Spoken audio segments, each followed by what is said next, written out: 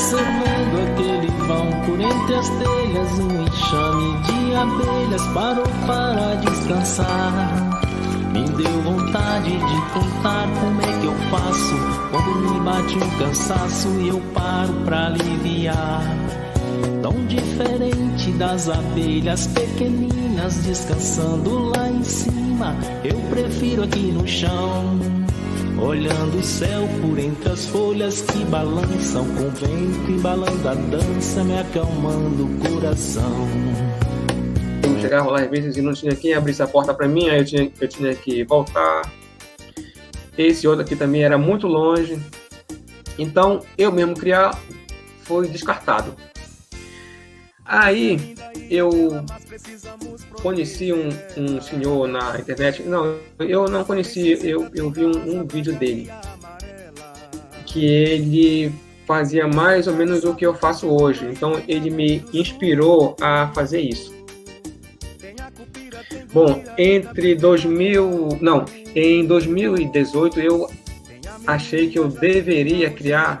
Não, em 2017. Eu achei. Assim, no final de 2017, eu achei que eu deveria ter uma marca que destacasse o produto que eu estava vendendo, que era o mel de urussu amarela e urussu cinzenta. Aí eu pensei assim, o que eu posso fazer para destacar esse produto que é só aqui do Pará? Porque eu não compro mel de outros locais, eu só estou pensando em comprar mel aqui, da minha região. Aí eu pensei nesse nome, Nativas do Pará. Aí eu bolei esse layout aí. E essas duas abelhinhas aí, elas não foi eu que criei. Eu acho que todo mundo deve conhecer isso aí. Foi um rapaz aí que também é meliponicultor. Ele criou esses cartoons aí de abelha. Aí eu negociei com ele a possibilidade de eu usar essas abelhas aí de forma comercial, e a gente chegou num acerto e eu paguei ele, e a partir daí eu passei a incorporar essas abelhas ao meu logo. Ficou um negócio até que simpático.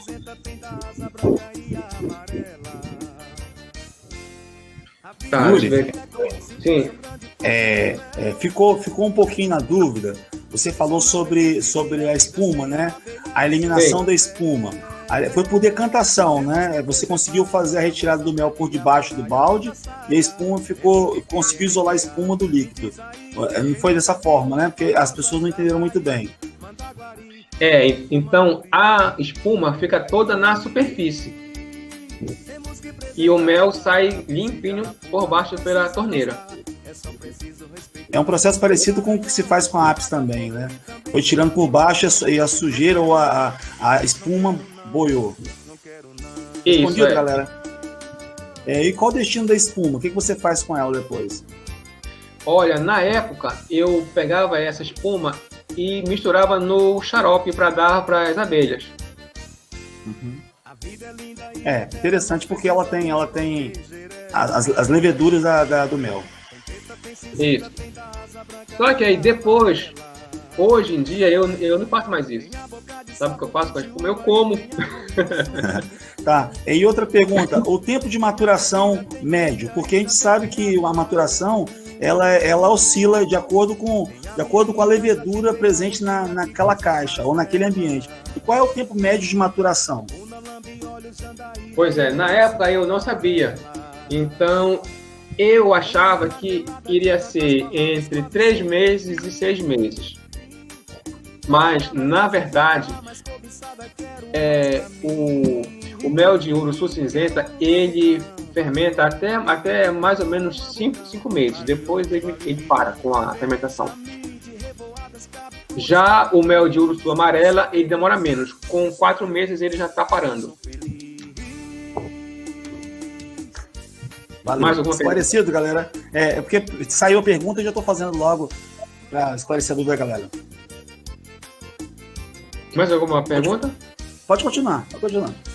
Tá, então eu tinha feito aqueles meus rótulos meio fuleirinho, né? Aí já em 2018 eu já resolvi fazer um upgrade na aparência, tanto dos rótulos como nas garrafinhas, então ficou com uma aparência melhor. Eu já tinha conseguido dominar a espuma. E eu consegui umas garrafas mais bonitinhas, né? Então essa aqui é uma propaganda minha de 2018, já com a minha marca.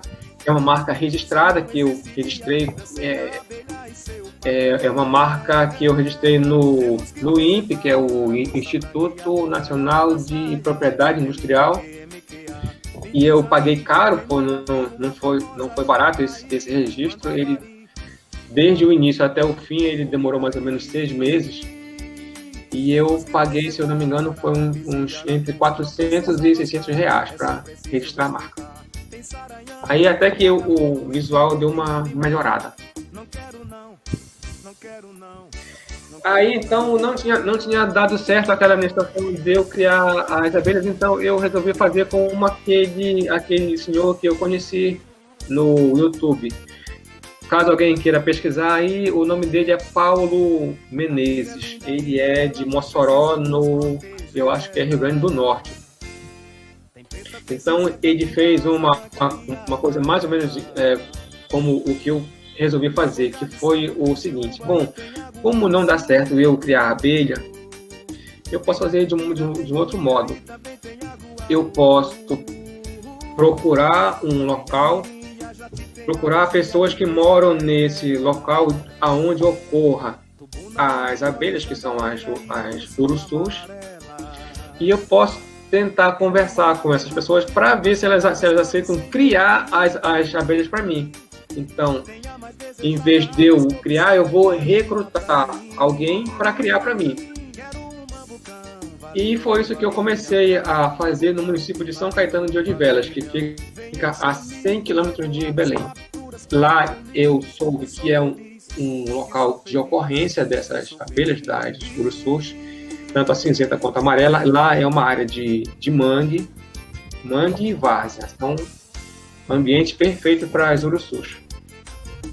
Aí lá eu consegui, entre 2018 e 2019, eu consegui 5 locais para colocar essas abelhas. Nessa época eu estava comprando abelha adoidado, né? Porque 5 locais eu ia ter que ter muita abelha para levar para todo esse pessoal. Mas como foi que eu fiz isso aí? Eu não dei nada para eles, eu apenas emprestei.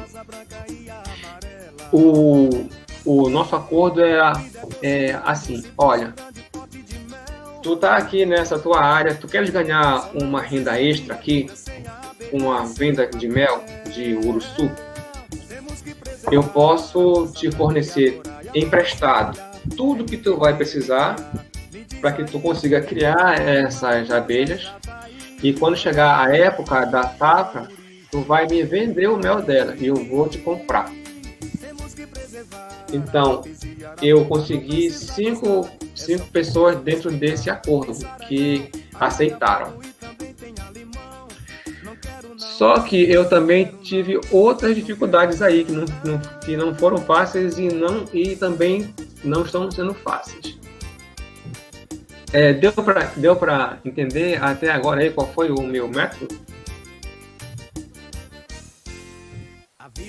Reforçando, você emprestou as abelhas para que as pessoas tomassem conta, produzissem o mel, e você garantia a compra do mel produzido pelas abelhas, sendo que as pessoas não investiam nada em compra de abelha e insumo. Você que fornecia tudo, não é isso? Isso, então deixa eu deixar mais claro. Eu forneço para a pessoa tudo que ela vai precisar. As abelhas, o meliponário, as ferramentas, o chapéu para ela usar, que é com a tela, e dou o treinamento. Então, tudo isso aí ela recebe, e ela só vai entrar lá com o terreno e a mão de obra dela. Ela não vai, o custo dela vai ser 0. E eu também dou o açúcar para ela fazer o xarope no inverno. Então, a pessoa vai ter o custo 0, todo o custo e o risco vai ser meu. Então, a partir desse momento aqui que eu comecei a encarar de fato a meliponicultura como um investimento que poderia dar lucro. E dá. Então, esse aqui foi um dos métodos. Então, eu recrutei essas pessoas aí, eles toparam e tem dado certo. Mas, desses 5 locais aí, 3 não deram certo. Quer dizer, 1 não deu certo e 2 não estão dando muito certo, que é onde está o Acácio, não sei se dá para ler aí, o Acácio, a Regina e o Isaac. Aonde se mostrou um local bem promissor é onde está o seu Raimundão, que é o do lado direito, e o do Eduardo do lado esquerdo. Então, esses 2 aí, eles são bem promissores e eu acho que eu vou ter uma boa produção com eles. Então isso aqui foi a minha opção para ter uma produção minha própria. Agora, fora isso aqui, antes de chegar nesse pessoal aqui, depois que aquele rapaz disse que não ia mais vender o mel para mim, eu comecei a, paralelo a isso aqui, a essa situação toda, eu comecei a procurar quem poderia me fornecer mel na mesma região desse rapaz. Aí eu viajei para lá, né? Não conhecia a área, não conhecia ninguém, mas mesmo assim eu consegui começar a conhecer os meliponicultores lá da área. Isso foi em 2017. Então eu comecei a conhecer esse pessoal, mas eu cheguei lá muito tarde, já quase não tinha mel nessa época, porque eles já tinham vendido. Então, o que sobrou lá de mel, eu comprei tudo deles. Aí eu falei, olha, bora fechar aqui uma parceria para o ano. Na próxima safra, eu garanto vir aqui com vocês e comprar toda a produção. O que vocês produzirem, eu vou comprar tudo. Aí tá, eles toparam e quando foi no ano de 2018, aí eu fui lá com eles, marquei o horário e cumpri com a minha palavra. Comprei todo o mel do ano deles, deu mais ou menos 400 litros. Mel de uruçu cinzenta e uruçu amarela. Não foi 400, não, foi 500 litros. Aí mais um pouco de mel de lápis.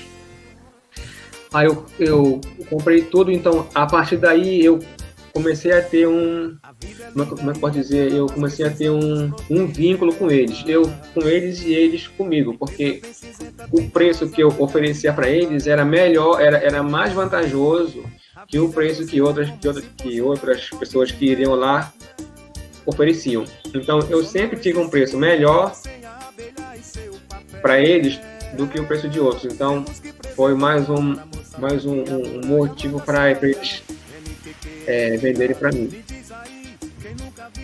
Bom, eu já estou falando de muito, eu estou com uma garganta. Yuri, então você tem 2 frentes, né? Que é essa proposta que você faz de ceder todo o equipamento, abelhas, meliponário, e a outra é a compra quase que prévia da produção de alguns produtores que estão espalhados na região, não é isso?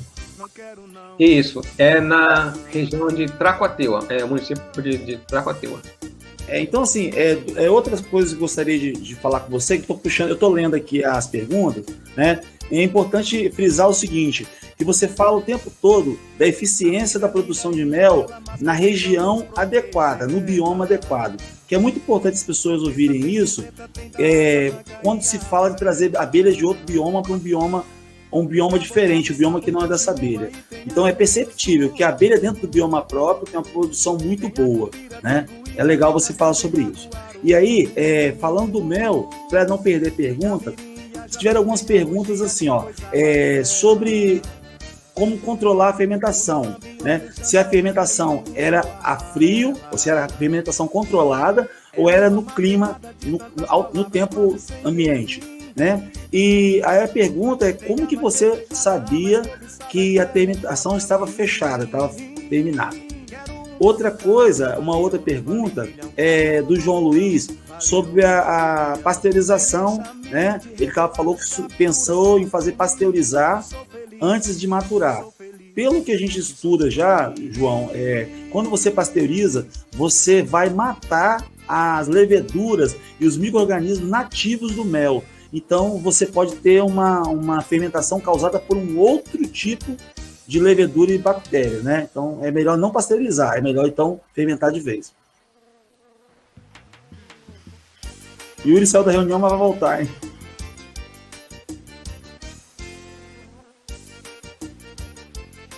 Ele deve ter saído sem querer.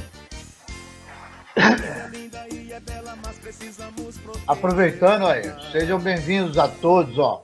Nós temos 47 pessoas ao vivo não, participando, e somente 32 fizeram movimentação no chat. Então nós temos aí algumas pessoas que não vão participar do sorteio, tá? Lembre-se que só quem vai participar do chat, pelo menos com uma boa noite, para poder concorrer ao sorteio, hein?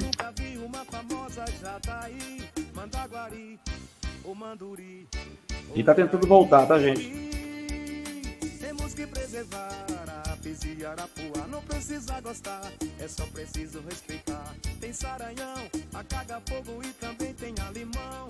Ó, ele pediu para avisar que deu um probleminha no computador, ele já tá voltando. Pediu pra gente aguardar um pouquinho, tá bom? João, o que a gente tem acompanhado de maturação, né, sobre pasteurizar, quando você pasteuriza, você perde muita coisa, né, do mel. E pasteurizar e depois maturar, você, como eu falei, você corre o risco de estar maturando com uma levedura que não é levedura nativa daquele mel, daquela abelha. Pergunta a ele, por favor, se ele não apresenta às pessoas as plantas ótimas para as abelhas. Teria que apresentar também, dar uma relação de plantas. Eu acho que isso seria muito interessante, fazer com que as pessoas da parceria pudessem começar a fazer um plantio. Atenção, porque quer dar uma diferencial. Cecília, lá são diferentes. Cecília, eu tive a conversa prévia com ele, né? E ele falou que a produtividade maior foi em áreas de matas e áreas de bioma preservado, não em área de plantio feito, tá? São de áreas de mata, foram mais eficientes, matas e várzeas. Tudo bem, porque alimentar as abelhas não vai ser um mel adequado para consumo de pessoas, de venda. É a minha opinião, né?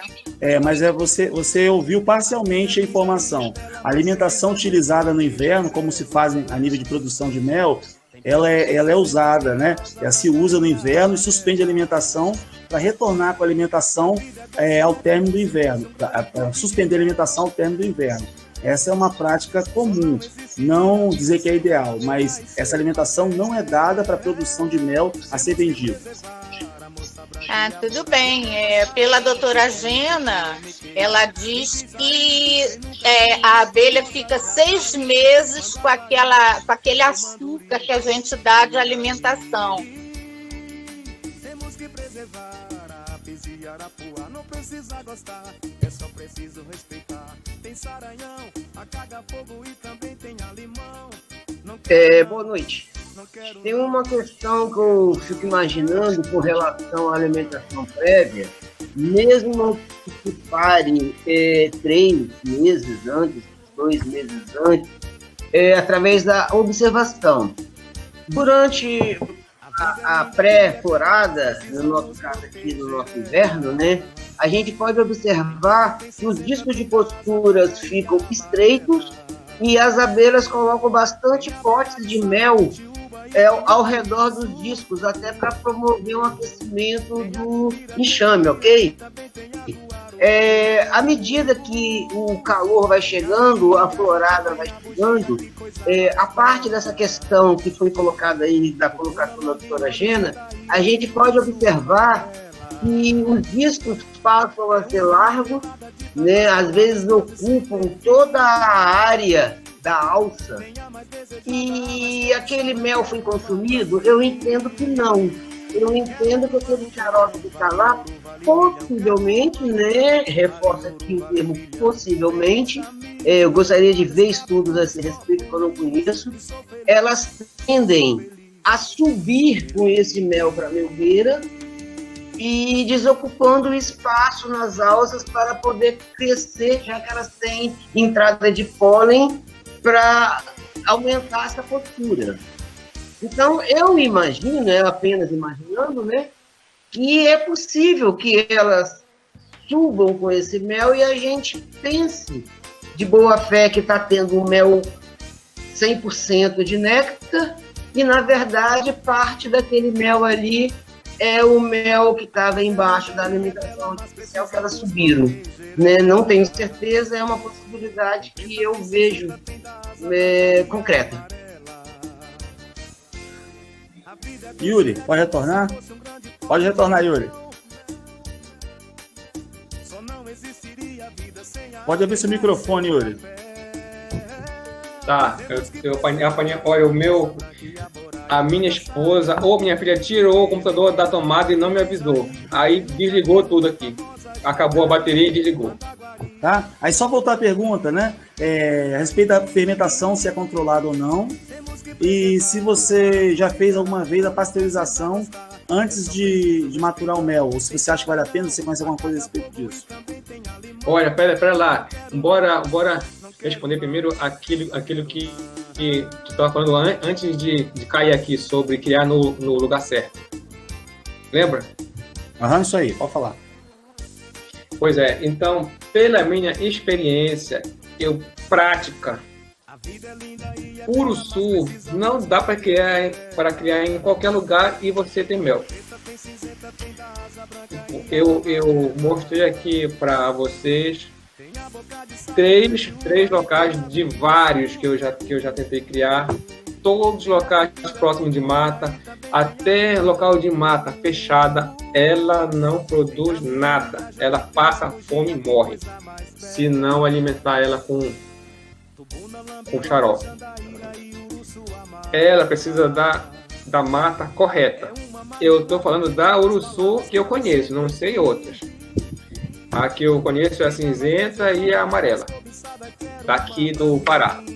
Então, elas têm que estar na mata certa para ter produção de mel. Ela consegue o pólen. Pode ser qualquer mata, ela consegue o pólen, mas o néctar não. Tem que ser com a vegetação certa.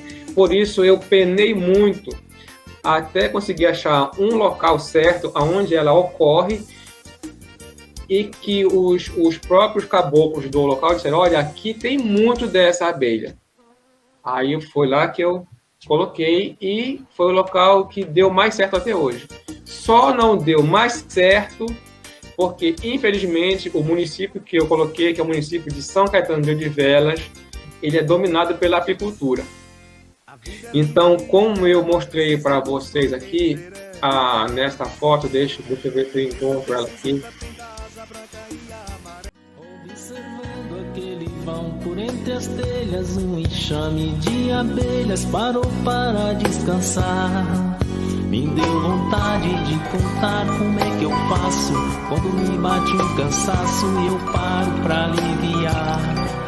Tão diferente das abelhas pequeninas descansando lá em cima, eu prefiro aqui no chão, olhando o céu por entre as folhas que balançam com o vento, embalando a dança, me acalmando o coração.